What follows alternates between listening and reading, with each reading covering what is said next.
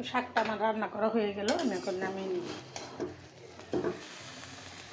তো হয়ে গেল আমার একবারই সবুজ শাক ভাজি করা। কীভাবে ভাজি করলাম সম্পূর্ণটা আপনাদের সাথে শেয়ার করলাম, না টেনে দেখবেন আর এরকম সবুজ শাক ভাজি করে খাবেন। আর নতুন নতুন ভিডিও পেতে সাথেই থাকবেন। চলে আসলাম রান্নাঘরে আবারও আজকে রান্না করার জন্য। তো আজকে রান্না করব কি সেটা আপনাদের সাথে শেয়ার করতেছি। এখানে নিয়েছি আমি যেটাকে বলে ভুট্টা শাক, এই ভুট্টা শাক আর সাথে আছে লাউ শাক।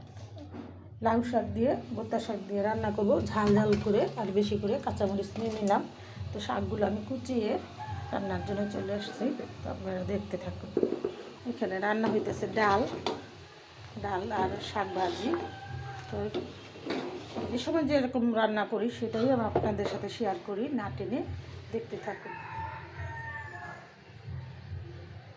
দিয়ে দিলাম সবুজ সবুজ কতটি বেশি করে কাঁচামরিচ। তো আমার ডালটা বাগার হয়ে গেছে, ডালের জন্য আমি রসুন নিয়ে নিয়েছি, রসুন কুচি দিয়ে ডাল বাগার দিব। রসুন আর পেঁয়াজ কুচি দিয়ে আমরা ডাল বাগার খাই। দেবো পেঁয়াজ কুচি, মানে শাকের জন্য আমি পেঁয়াজ কুচি করছি, এটা হলো নতুন পেঁয়াজ। দিয়ে দিচ্ছি কাঁচামরিচ, দিয়ে দিব লবণ।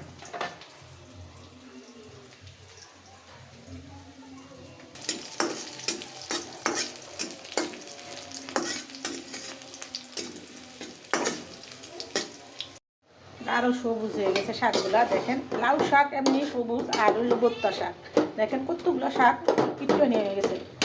আমরা যারা মধ্যবিত্ত ঘরে, আমাদের শাক বা ডাল নিত্যদিনের খাবার। তো আমি শাকটা কীভাবে রান্না করতেছি সম্পূর্ণ আপনাদের সাথে শেয়ার করতেছি, না টেনে দেখবেন। তো আমি শাকটা এখন বাগার দিব, যেটাতে আমি ডাল বাগার দিয়েছিলাম সেটাতে আমি শাকগুলো বাগার দিব। আমি এখানে রসুন কুচি দিয়ে দিলাম, পেঁয়াজ কুচি দিয়ে দিলাম। দেখেন কেমন শুরু করছে, এটা বাচ্চা পেটে এটা খালি সবসময় মেয় মেয় করতেই থাকে, বিরক্ত করতে থাকে, আর আনিকার সাথে সাথেই থাকে। আমি রান্না করতেছি, মাছের গন্ধ পাইছে না, তার জন্য। নতুন পেঁয়াজ একটু ভাজা হইতে সময় লাগে।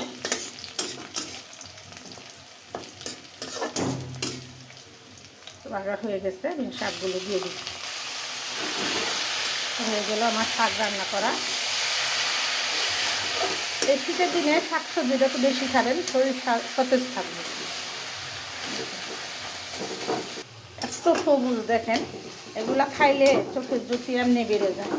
তো শাক সবজি কিন্তু অনেকের পছন্দ, অনেকের অপছন্দ। আমার শাক, শুটকি ভর্তা এগুলো আমার অনেক পছন্দ।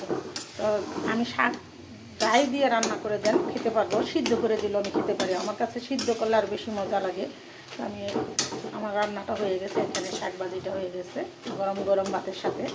চলুন দেখি কীভাবে গরম গরম ভাতের সাথে খেয়ে নিব। রান্না বাড়া কাম কাজ সব শেষ, এখন শাক দিয়ে আমি মজা করে ভাত খাবো, আর সাথে নিলাম কাঁচামরিচ। তো শাকটা কীভাবে রান্না করলাম সম্পূর্ণটাই আপনাদের সাথে শেয়ার করলাম, না টেনে দেখবেন আর এরকম শাক রান্না করে খাবেন।